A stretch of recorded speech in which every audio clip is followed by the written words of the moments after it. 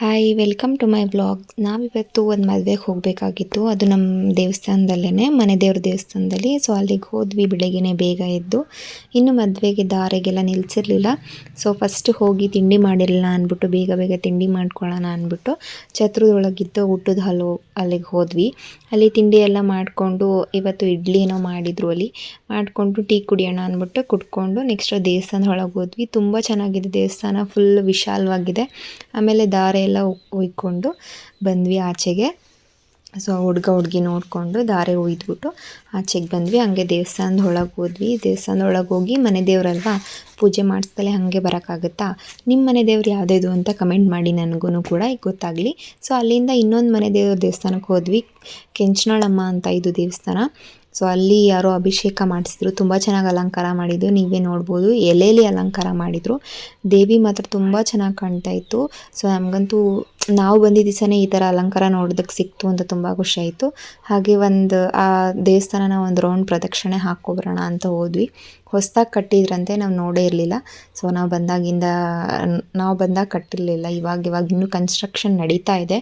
So ಹಂಗೆ ಒಂದು round ಹಾಕ್ಕೊಂಡು ಬಂದ್ವಿ ಆಚೆಗೆ. ಸೊ ಅಲ್ಲಿ ಮತ್ತೆ ಈ ದೇವಸ್ಥಾನಕ್ಕೆ ಬಂದ್ವಿ. ಇಲ್ಲಿ ಮದುವೆ ನಡೀತಿತ್ತಲ್ಲ, ಆ ದೇವಸ್ಥಾನಕ್ಕೆ ಬಂದು ಹಣ್ಣು ಕಾಯಿ ಎಲ್ಲ ತೊಗೊಬಂದು ಪೂಜೆ ಮಾಡಿಸೋಣ ಅಂದ್ಬಿಟ್ಟು ಪೂಜೆ ಎಲ್ಲ ಮಾಡಿಸ್ಕೊಂಡು ಆಚೆ ಕಡೆ ಬಂದ್ವಿ. ಆಮೇಲೆ ಊಟದ ಟೈಮ್ ಆಗಿತ್ತು, ಅವಾಗ ಊಟ ಮಾಡೋಣ ಅಂತ ಹೋದ್ವಿ. ಆಲ್ಮೋಸ್ಟ್ ಎಲ್ಲ ಊಟ ಮಾಡಿಬಿಟ್ಟು ಹೊಟ್ಟೋಗ್ಬಿಟ್ಟಿದ್ರು. ನಾವು ಆ ದೇವಸ್ಥಾನ ಈ ದೇವಸ್ಥಾನ ಎಲ್ಲ ಸುತ್ಕೊಬರೋ ಅಷ್ಟರಲ್ಲಿ ಟೈಮ್ ಆಗಿಬಿಟ್ಟಿತ್ತು. ಆಮೇಲೆ ತುಂಬ ಚೆನ್ನಾಗಿತ್ತು ಊಟ, ವೆರೈಟಿ ಆಗಿತ್ತು. ಗೋಬಿ ಮಾಡಿದ್ರು, ಅದಂತೂ ಸಕ್ಕತ್ತಾಗಿತ್ತು. ಆಮೇಲೆ ಅಷ್ಟನ್ನ ಕುಂಕುಮ ತೊಗೊಂಡು ಮನೆಗೆ ರಿಟರ್ನ್ ಬಂದು ಹೇಗಿದ್ದೋಳು ಹೇಗಾದೆ ಅಂತ ಸ್ವಲ್ಪ ಮಿರರಲ್ಲಿ ಫೋಟೋಸ್ ಎಲ್ಲ ತೆಕ್ಕೊಂಡು ನೋಡ್ಕೊತಾ ಇದ್ದೆ. ಸೊ ತುಂಬ ಟಯರ್ಡ್ ಆಗಿತ್ತು, ಹೋಗಿ ಬರೋ ಅಷ್ಟರಲ್ಲಿ ಟೈಮ್ ಆಗಿತ್ತಲ್ವ. ಮತ್ತು ಫ್ರೆಶ್ ಅಪ್ ಆಗಿ ನಾವು ಇನ್ನೊಂದು ಹತ್ರ ಹೋಗಬೇಕಾಗಿತ್ತು. ಮತ್ತು ಅಲ್ಲಿ ನಮ್ಮ ರಿಲೇಟಿವ್ ಒಬ್ಬರು ದೇವ್ರು ಕರೆಸಿದ್ರು, ಅಲ್ಲೆಲ್ಲ ನೋಡ್ತಾ ಇದ್ವಿ. ತುಂಬ ಚೆನ್ನಾಗಿತ್ತು ಅಲ್ಲಿ ದೇವರು. ಷಣ್ಮಾತ್ಮನ್ ಕರೆಸಿದ್ದು ಆ ಊರಿಗೆ. ಅಲ್ಲಿ ಊಟ ಮಾಡ್ಕೊಂಡು ಬರೋಣ ಅಂತ ಹೋದ್ವಿ ದೇವರು.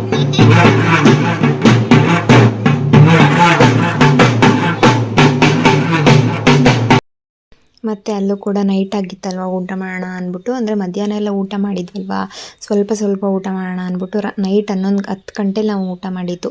ಸೊ ಊಟ ಮಾಡಿಕೊಂಡು ಮತ್ತೆ ಬಂದ್ವಿ. ಅಲ್ಲಿ ಮನೆ ಒಳಗೆ ದೇವ್ರು ಬಂದಿತ್ತು, ಪೂಜಾರಿ ಅವ್ರಿಗೆ. ಸೊ ಅದನ್ನು ಕೇಳಿಸ್ಕೊಂಡು ಮತ್ತೆ ಮನೆ ಕಡೆ ಹೊರಟ್ವಿ. ಈ ಬ್ಲಾಗ್ ಇಲ್ಲಿಗೆ ಎಂಡ್ ಮಾಡ್ತಾ ಇದ್ದೀನಿ.